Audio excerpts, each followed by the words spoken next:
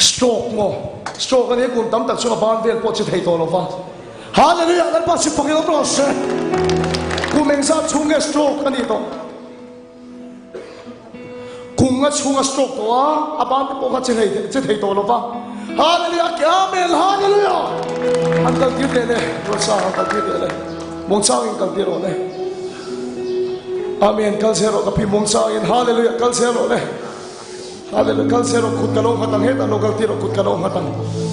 hallelujah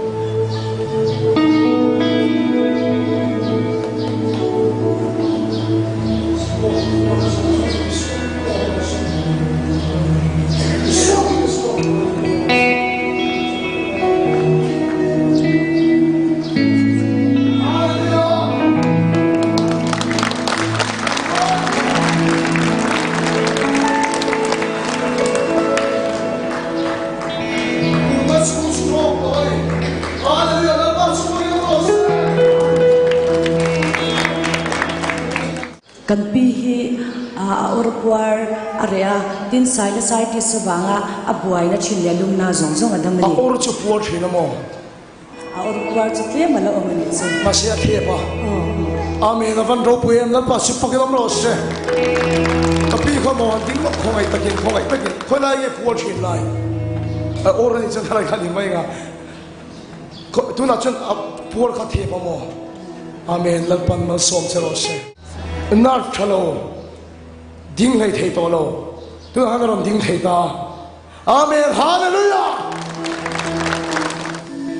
anh chân nghe ding lai thei to lo om to kum som thum mo amen iswa mi mal gan so ma che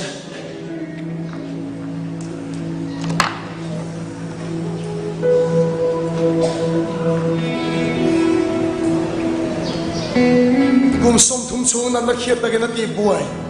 lal pa na kai thawani lal ba chi pakilam ro se kapi hi khup na ania kal thai the lo tu na hana dam ta amen hallelujah kapi khoi ta gan kal chin te poi te mong ban mo lo la hallelujah amen lal pa chi pakilam ro se if ru dai thing dai so mi mal gan so ma amen iso ro ki ta se ta mit chalo dam yo me iso mi hidame mit chalo dam yo mo ga nia sai ro le kapi hi kumli chung nar thalo le sai ti ka ba in ain her tha the lo trong trai lai khang ka dam ma ti ain tu na cho ne du to ke nei her the to amen hallelujah hallelujah kumli chung mo in her point her the to lo tu na na che the to ta khoi se che ro se iso mi